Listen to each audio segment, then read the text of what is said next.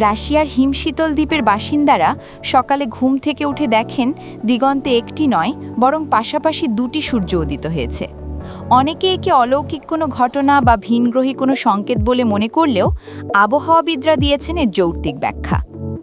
আবহাওয়াবিদদের মতে এটি কোনো ভৌতিক ঘটনা নয়, বরং এটি একটি বায়ুমণ্ডলীয় আলোক বিভ্রম বা অপটিক্যাল ইলিউশন। বিজ্ঞানের পরিভাষায় একে বলা হয় সানডগ বা পারহেলিয়া।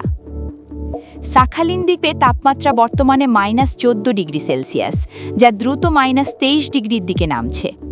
আকাশ যখন প্রচণ্ড শীতল হয়ে পড়ে তখন বায়ুমণ্ডলে ভাসমান জলীয় বাষ্প অতি ক্ষুদ্র হীরা সদৃশ বরফ স্ফটিকে পরিণত হয়।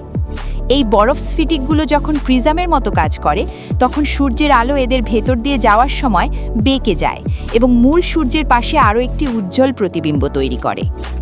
সাহিত্যে এতদিন আমি সূর্যের মতো একা বাক্যটি আভিজাত্যের প্রতীক ছিল, কিন্তু সাখালিনের এই ঘটনা বলছে চরম প্রতিকূলতা বা তীব্র শীতের মধ্যেও সূর্য তার পাশে আর একজন সঙ্গীকে তৈরি করে নিতে পারে, হোক তা ক্ষণস্থায়ী বা কেবলই এক মায়া।